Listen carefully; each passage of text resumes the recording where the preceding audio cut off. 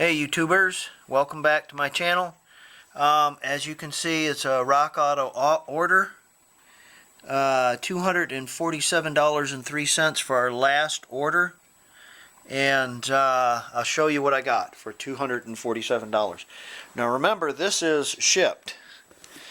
So that's not too bad. Okay, let's start out with this little jewel. This is a German-made steering disc that goes between the box and the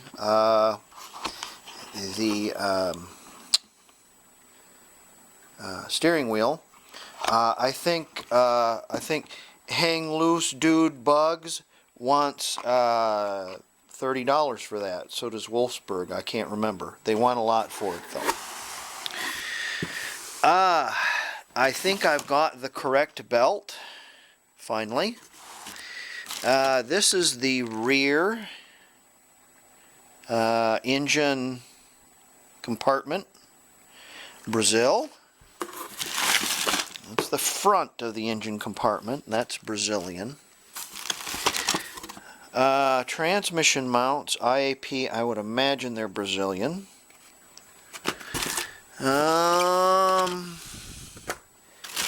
Rear engine mount, or front transmission mount, that's going to be Brazilian as well.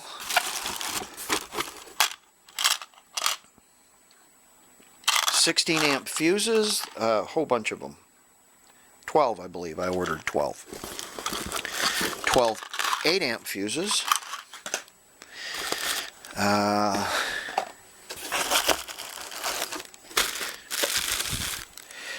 A new nut, because Abner had welded a big bolt on the back of my nut, and as you remember I cut it off. I didn't like that, and the washer was cracked, so I got that as well. That needs to be addressed. Okay, that's all that's in that box. Wire. I'm going to rewire I'm not buying a wiring harness, I'm going to do it myself. It's not that hard.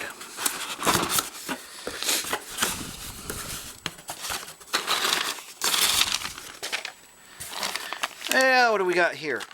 Here's something that I didn't order and it showed up. So I don't know what those are, but they're in that package, and I don't know. There's some sort of clamp of some sort, an industrial clamp, look like a big exhaust clamp.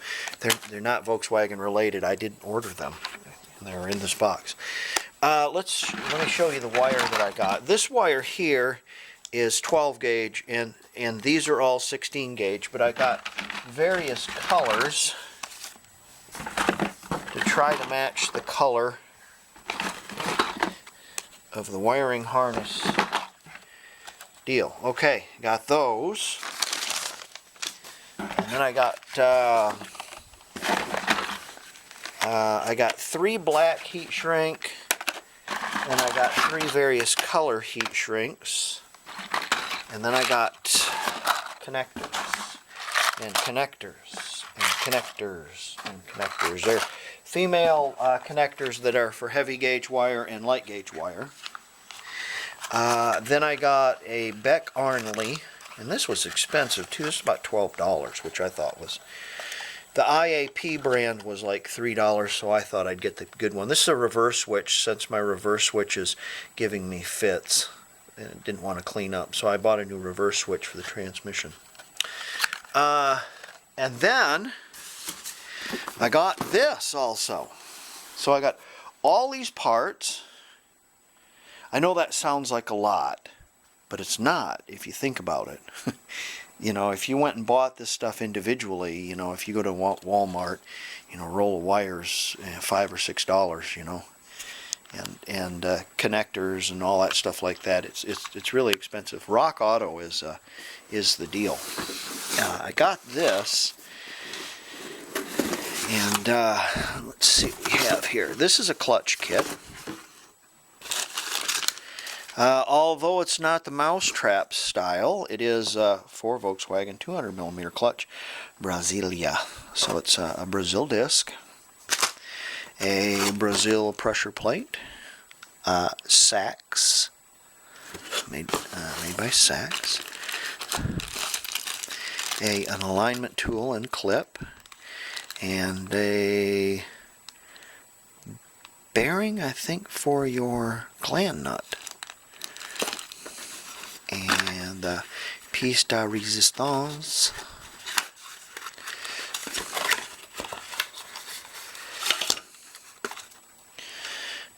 Made in Germany, throttle bearing.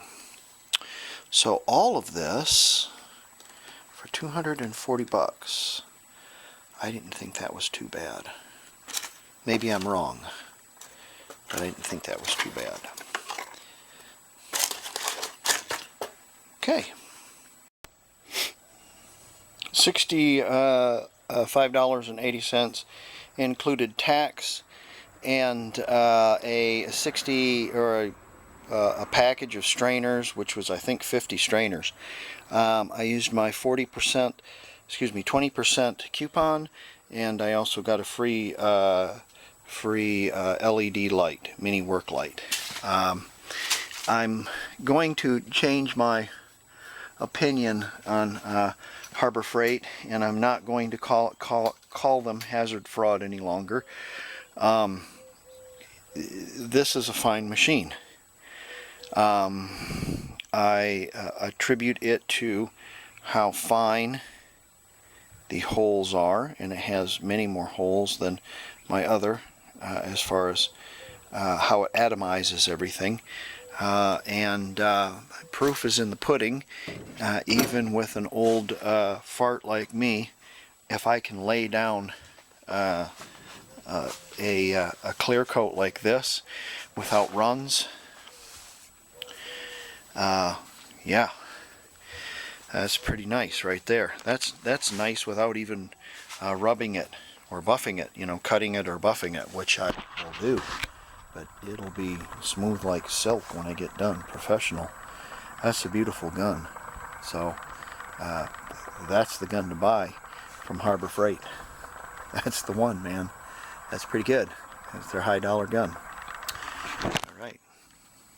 Also, the wife and I made quick work of this morning. We put another post there, and I put a steel post there, and another post there, and I did a little bit more securing, and put it back up so it'll last a little bit longer. I don't know how long, but try to get as much life out of it as you can. Those fence panels are like $50 a piece, so yeah. Anyways, okay, got that fixed. Let's get back to the project. Sorry. Okay, beautiful calm day today. Let's pick this one and take it over and set it on the hoss. Since it's such a beautiful day,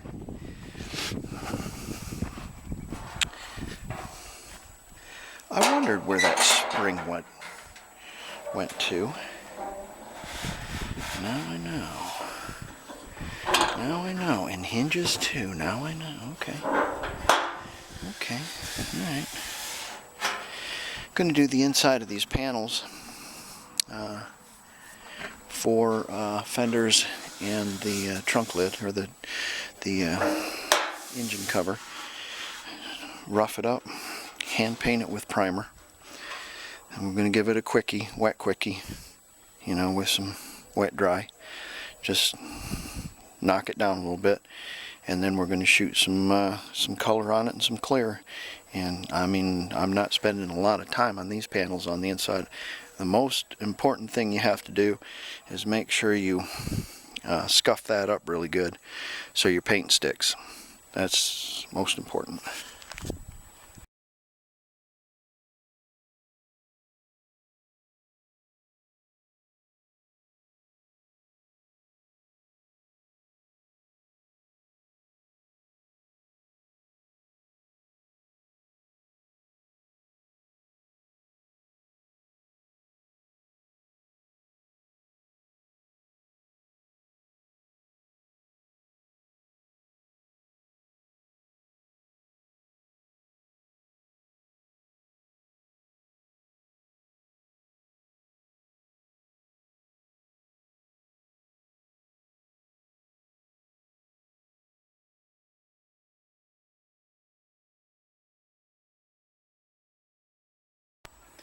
I ordered a screaming baby for this video also.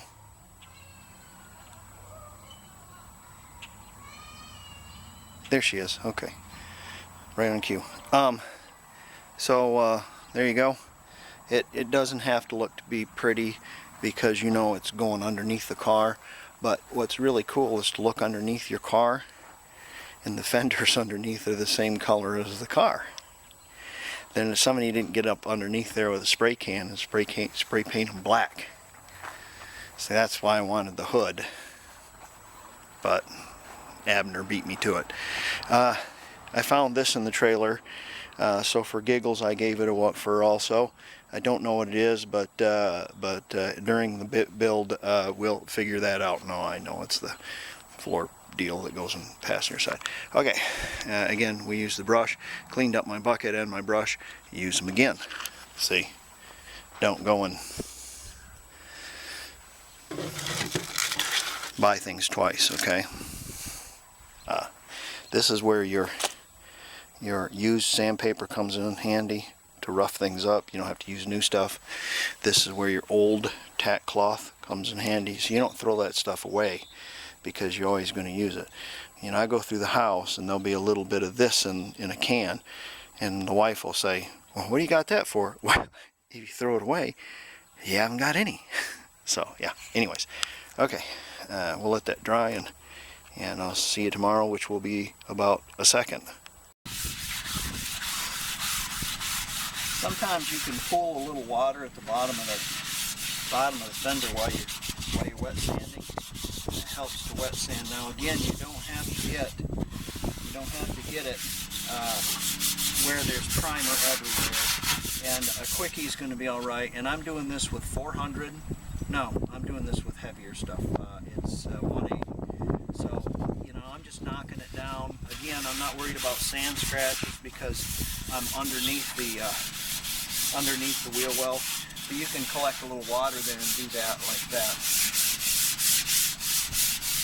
Also, you want to make sure and have your safety glasses on because it's very important. Alright, I'm going to be painting outside, and since I'm painting outside, I don't want them in the sun, so I have to wait till the sun goes down a little bit. Now, after you get done wet sanding, you take your grade B tack rag and clean it all out after you've taken your towel. Use your grade B, which is your the one that you used in your last project. Your new one, your grade A, is in the shack in a plastic Walmart bag, keeping all the dust off of it. And when you get done with this job, the grade A will become your grade B. The grade B you can pass on to your grandchild or throw it away or whatever. Do what you do with it. When you're painting, you're going to want to make sure that you hit this edge, and I've got it where it's just going to overlap just a tick. Doesn't have to overlap a lot. Make sure you get paint in this area in here, and make sure you get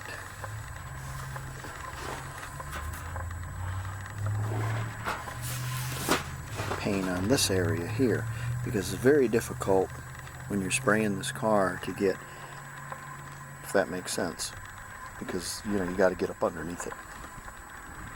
So we're going to do all these panels, and we're going to wait till the sun goes down. We'll have a nice shady area right here because you don't want to paint in the sun.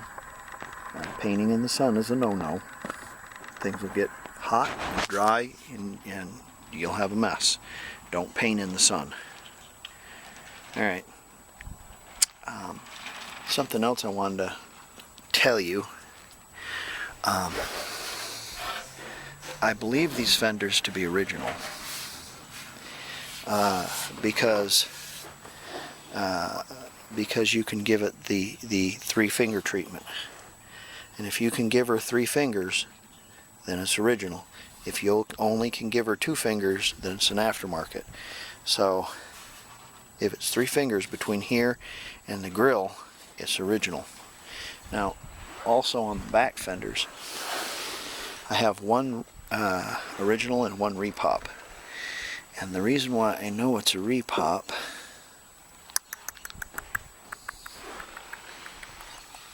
see here.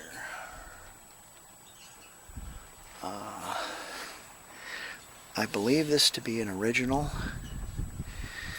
and because it has 3 holes, drain holes, and I believe this one to be a repop because it only has 2 drain holes, and Volkswagen would have put 3 drain holes in it, and it's cheaper to drill 2 holes, so that's what I'm thinking. If you know anything different, let me know, but I think that's how to tell. All right.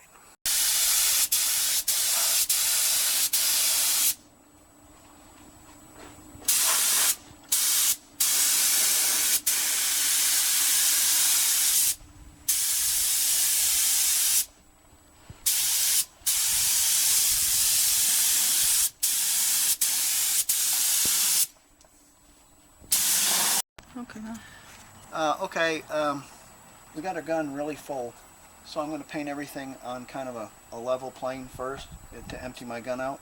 I have the blue in there. I have my pearl white laid down first.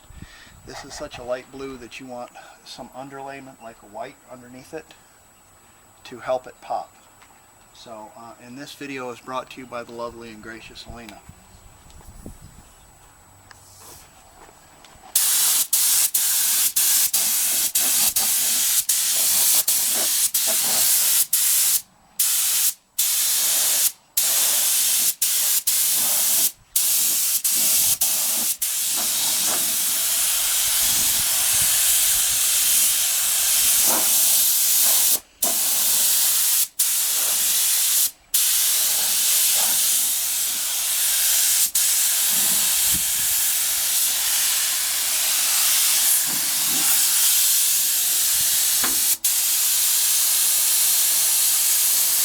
Okay, we have both of our base coats on. Right now I'm letting them set up about 20 or 30 minutes, cleaning my gun out, and then I'm going to pot up some more clear. Of course, you have to let your clear pot for about 10 minutes. I'm figuring 8 Dixie cups and 2 Dixie cups, so we'll have, let's see, 8 and 2. 10, yeah. Should be enough to clear with. Remember, these are the undersides of the fenders, so it doesn't need to be perfect. I have some grass and a couple of ticks already in mine that I've painted. Yes, ticks. I wanted to give you this thought. When you're cleaning your gun, when you're clean your base coat out, because base coat is expensive, and because good reducer at in the neighborhood of $50 a gallon, and even cheap lacquer thinner at $20 a gallon.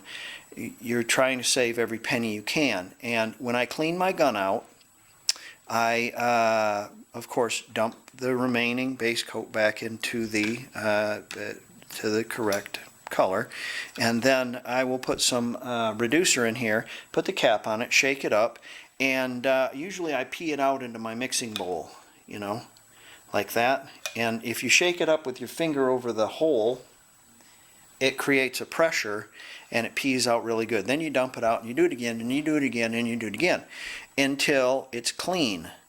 And then you dump everything from your mixing bowl back into your reducer because it's color. Wasn't that going to reduce it too much? You really can't reduce. You can, but you won't.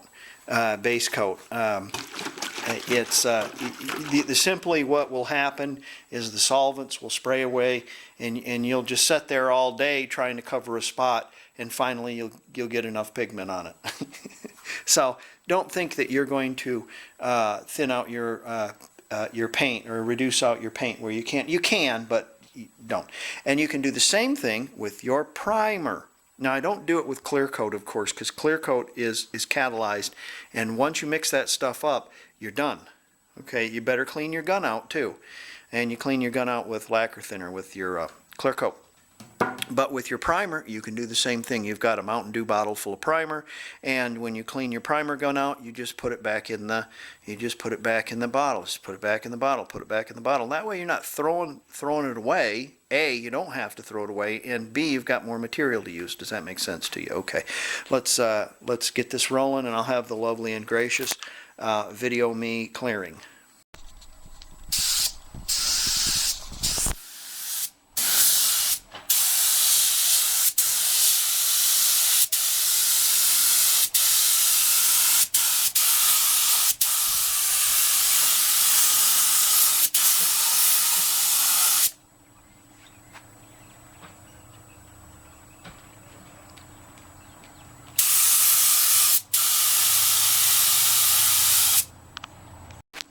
Okay, there they are, all cleared. A bug, and grass, and a furuncle, and a rest ring. It's okay though, 'cause you're not going to see that. You know, just as long as it's right, and as long as it's under there, and it, you know, it's kind of the same color of the car, we should be fine. A game plan, of course, is what you want to have, and you know, I told you that I was going to paint under the wheel wells first, and I thought about this, and it's like, well, I can't paint underneath the wheel wells because I can't tape this up. So you've got to, not only you have to be mindful of your products and how much you spend, you have to be mindful of your time. So while this is cooking, and it's 90 in here right now, that's how hot it is. So that's very conducive to the clear coat drying, hardening very nicely. And I sprayed this Friday. It's Sunday, so probably by Monday or Tuesday, it shouldn't be a big deal that I tape this up. And if I can tape it up and put paper on it, then I can spray my fender wells. See, and that gave me the weekend to take and spray the underside of my fenders and stuff. Now I spray the underside of my fender wells and my engine compartment. Then once I get that done, I can shoot the inside. I can start working on the inside. In fact, yeah, I think so. Yeah, should be able to start working on the inside. So you have to maximize your time as well as your product, and it's all, you know, it's you have to be prepared. You have to have a game plan. So I'm eating this elephant one bite at a time, and there you go. I'm sorry about the big grain of sand on the left upper corner of this video. You'll be able to see it better. There you go. And I plan on buying another camera as soon as time permits, or as money permits, I should say. So this has served me well, but I think what did it was when I was putting ball joints on, I had it on a table, and the camera was just jittering really bad. So anyways, okay, I'm going to wrap this up, and I'll get this one on the Gintner for you guys. And thank you for checking out my channel, and I appreciate your responses. And chime in if you know about those fenders and how to tell the bad, or not the bad ones, but the aftermarket from the factory ones. And the factory ones now, you know, I mean, Wolfsburg's making really nice ones that are exact copies. So I don't know if you can tell a difference. So don't know. All right. See you guys later. Bye. I took all the hay off my strawberries, and I don't think I'm going to do that again. I think it was worse for them to. I think last time I just put them under plastic, and about this time I started having berries. So, yeah, I don't think I'm going to do that again.